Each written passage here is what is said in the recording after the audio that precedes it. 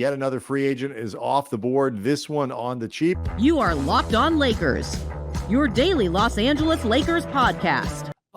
Gary Trent Jr., a guy that a lot of teams have had their eye on, arguably, I guess, maybe the best of the remaining free agents out there. He is off to Milwaukee on a minimum deal, 1 year, veterans minimum. Needless to say, Lakers social media did not react well, so we'll get into that in a second. Jaylen Brown talking about Bronny James. Plenty to get into today. I do want to let people know that today's episode is brought to you by Game Time. Download the Game Time app, create an account. Use code LOCKEDONNBA for $20 off your first purchase. Gary Trent, Andy, is an imperfect guy. His shooting, which had been, really good a couple of years ago, kind of fell off. He looked like he was on a trajectory that might take him a little further than he's been in terms of NBA accomplishments. But that said, to land a guy like him who was he's basically a 40% 3-point shooter, can defend a little bit on a minimum, that is a good move for Milwaukee and a frustrating one for Lakers fans. Frustrating a bit too, by the way, for Gary Trent Jr., because by multiple reports, he had expected a far bigger payday than a veteran's minimum. He obviously sees the Bucks as an opportunity to showcase himself heading into next year's offseason and free agency. He's also reuniting with Damian Lillard. They played together for several years in Portland. I can't say with certainty that Dame recruited. That is what the reports are, is that Lillard did that. But right. Okay.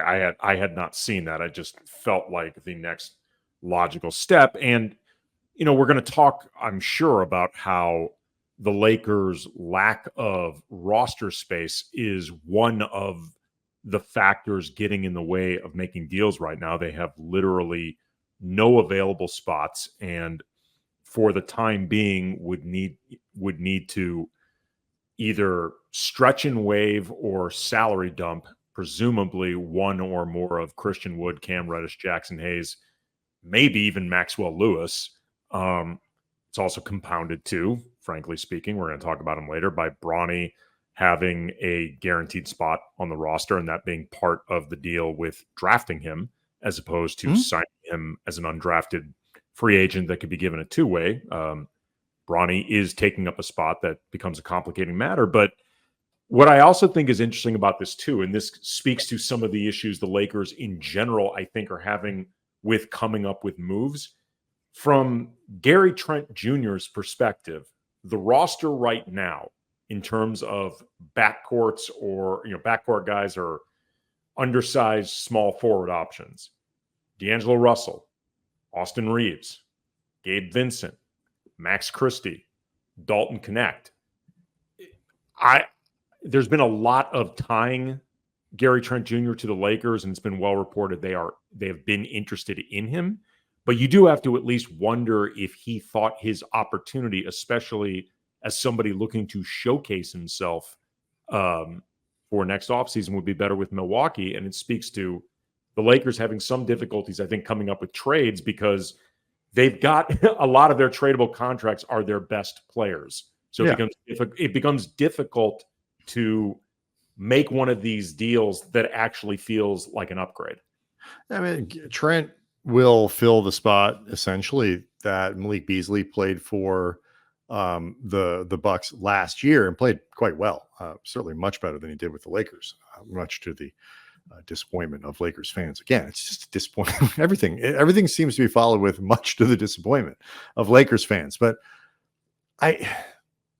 the problem, what it really does for me, I don't know if Gary Trent would have chosen the Lakers over the Bucks. When you're talking 1 year deals, you are really focused, very narrowly on what you think, especially when he's 25 years old, like what you think your role is going to be. Who do you trust to reestablish where you reestablish your value and all those other things, really with the expectation that you're not going to be in the same place next year, because ideally, if you have a role that allows you to play 20 to 25 minutes a night and really thrive and all those other things, the team that signs you, particularly if it's a good team, the Bucks, the Lakers, whatever it is, won't have the space really or the flexibility to bring you back.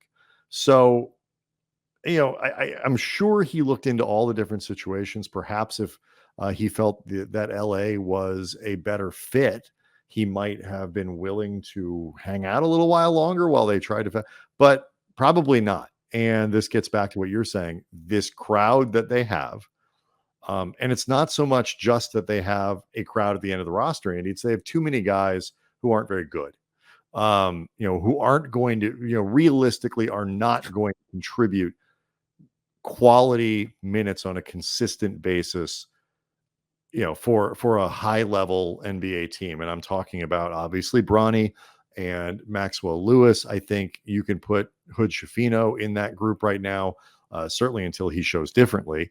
And that's something else that we can maybe get into a little bit. It's just the disappointment of Hood Schifino this summer, not because he's doing anything wrong. He's just hurt. He can't play. He's not doing anything. That's the problem. He's not actually doing anything. He's rehabbing, but he's not doing anything that lets you know, oh, okay, he looks good on the court. We can start getting excited, even optimistic about his second season. Right. It was sort of like we were thinking about Max Christie last year before we realized he wasn't going to play.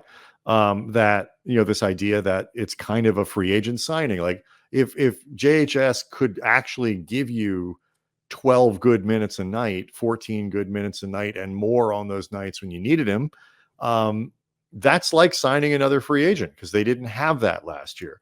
But the odds of that seem lower since he's not able to play and continue that development and build on what was, to be fair, a successful run in the G League last year before the injuries shut him down. But so JHS is in that group. Bronny, Maxwell Lewis. I would put Cam Reddish in there just because I don't think he's very good. Jackson Hayes on any given, he's not that he's bad, but is he a high enough caliber backup center that you really believe in to give you, big, rotation minutes nightly? I don't know. I mean, it's 3 or 4 or 5 guys, depending on how you view the roster, that just aren't all that playable at the back end. And none of them have contracts that are useful.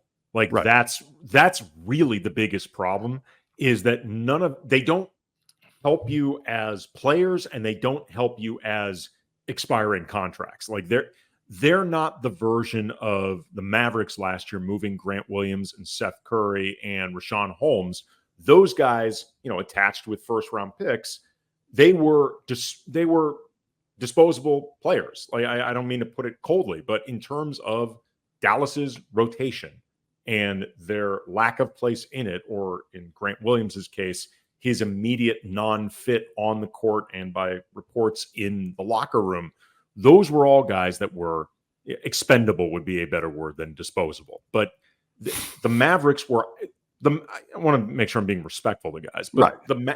The Mavericks were fully able to move on from those guys and then add Daniel Gafford, add PJ Washington, and actually improve. The Lakers back-end guys don't help them as trade chips, and some of the front-end guys that they could be looking to move are too good to be considered expendable. So it's a tough place to be in. And, Gary Trent Jr., I think in a lot of ways represents the Lakers' bind, and also to the idea of, are they just going to be stuck in neutral, not able to do anything? In a lot of ways, he's more of a symbol of the situation than necessarily a massive opportunity lost.